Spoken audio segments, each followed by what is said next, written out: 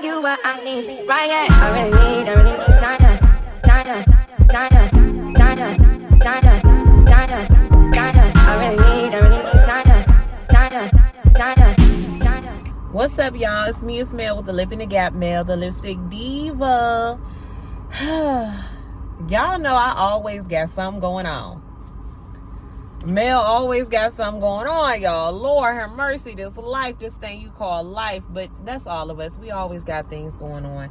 Before I start my drama, I hope things have been successful and well for you all this week. I always want to give y'all positive vibes. Listen, I didn't write down anything. It's no script. I'm just going to say everything I need to say for the dome. So today is July 19th. I got to pinpoint dates now, y'all. Let me pull up my handy dandy calendar so I can make sure I can give y'all the right dates. Look, I get tired of my phone going all. Let me let y'all know exactly when this went down, because I don't want to give out the wrong information. So as of July 7th, with the company that I've been with for 8 years, I was told that my position was being eliminated as a associate trainer. If you already know where I work, you know. If you don't, then I'm sorry. I will not disclose the company because this is not a bashing session on that company, okay? So July 7th, the rug was pulled from up under my feet.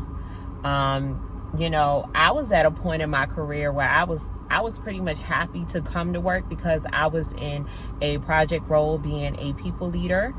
And myself, along with others that was in my same role, we were told that the company is doing a reorg.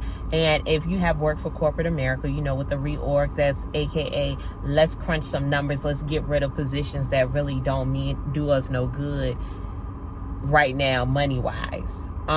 And in my position, what I did is I assisted trainers in educating new hires on the company's policies and the way to do their job. Prior to that, I was a retention specialist. Prior to that, I was in a program that we got to be in for 6 months. And we worked with headquarters where I did things that a project manager would do. I had the opportunity to work with different applications that we do on a day-to-day basis. I was able to condense and consolidate data for data scientists. I was able to present to stakeholders in our company. And prior to that, I was a retention specialist again. And then before that, I was a gen care specialist or associate. So I have a very extensive background, which is why at the moment I'm not worried about finding a job, okay? So let me just say this. On the 7th, I was told that information. We were told that we could take off the next couple of days, which actually, let me go back. It was the 6th of July because it was a Wednesday, and we were told that we can... No, I'm right. It was July 7th. So we were told we could take off Friday if we needed to, and Monday if we needed to, which will be paid and will not be taken out of our personal time off. I did take off the next day because it wasn't sitting right with me, because in my situation, I was told that, you know, even with our position being eliminated, being that I was not salary, I could go back down to a lesser position once my project role was over, and it would be opportunities for us to apply to higher positions during that time or later down the line. And we had to make a decision by that following week whether if we wanted to step down and take a lesser position with the same pay or take a severance. I came into work Monday in my project role, still leading my people, still with the burden of what am I going to do. The following day, I sent in my email to let them know, and it was an off day for me in my schedule, that I was opting to take the severance. Now, here's this. Hear me out. It wasn't an ego thing where I felt like I could not take a step down, because yes, male, you're getting the same amount of money. However, I have a degree and I have gained so many skills from this company that I'm not willing to go back. I felt like this was a way of the higher power kicking me into a position of being uncomfortable so I can actually use my skills to do what I was called here to do.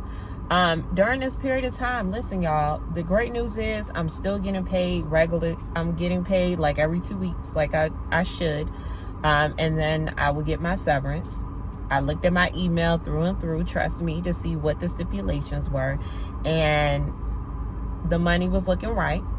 I'm still getting paid and I still do my part-time, and I'm back in the business of kicking off my business because I was in a place at my job where I was neglecting friends and family. I had time to social, but I really didn't have time to socialize because I had school, I was dedicated to my job, you know, all of those things. So I have been able to reconnect with myself and relax. Like, I know other people that may be in a position where they have been laid off. They're frantic because maybe they're not still getting paid. Maybe they didn't get a severance.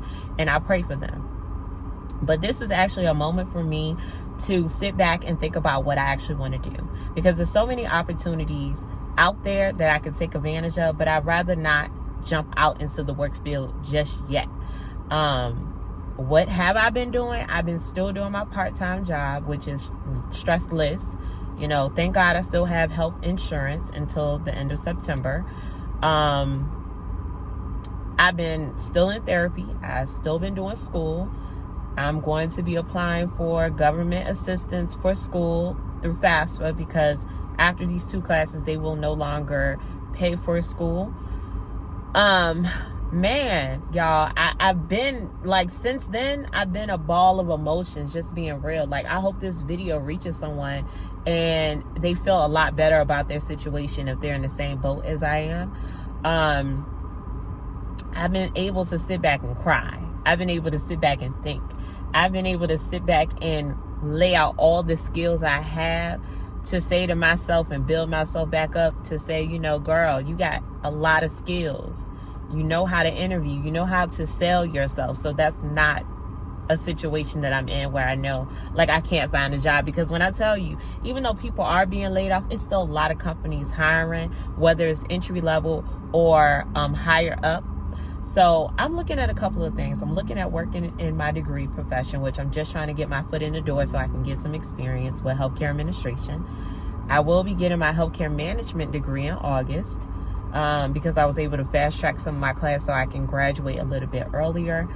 I also been looking at possibly getting my CDL. Being that I literally don't have to work right now and I'm getting paid, I'm thinking about taking the classes from the beginning of August to the end of August, 4 weeks. I'm preparing myself this week. I'm thinking of taking my test next week. I have looked over the CDL before and getting my class A, but then I was like, I'm so scared. But I feel like I've been taking a risk ever since I said I would take a severance. I'm taking risks and doing things that will create a big portfolio for myself to say that I have all these skills, these licenses, these certificates. Like, I want to be able to do what I want to do in the work field, or if I choose to be an entrepreneur. The world is mine right now, and I have options, and I'm blessed to say that I have those options. I want you to know that I'm okay. Yes, I walked away from 8 years that I have put my blood, sweat, and tears. No, I don't have a good taste in my mouth from corporate America right now. And I'm being real with you. Am I mad? Nah. Am I hurt? Yes. Have other people been through this? Yes. This is my first time. I've been at this job since I was 22. I'm 30 now. Don't feel sad for me. Definitely always keep me in your prayers if it's good prayers, you feel me? You know, everybody that prays for you ain't always praying for you to do better. They're praying against you. Even if you're praying against me, look, what's for me is for me. Yeah, that's where I'm at in life. I'm here, I'm facing it, I'm fighting through it, and I shall rise. But y'all already know what it is. It's me, it's Mel with the Lip in the Gap. Any questions y'all have, I'll try to come back with a part 2, how things have been going. But I'm out of here, no edits, this straight up, real raw. And I'm happy to get this off my chest, y'all. It's me, it's Mel with the Lip in the Gap. Mel, the Lipstick Diva. Peace out, y'all.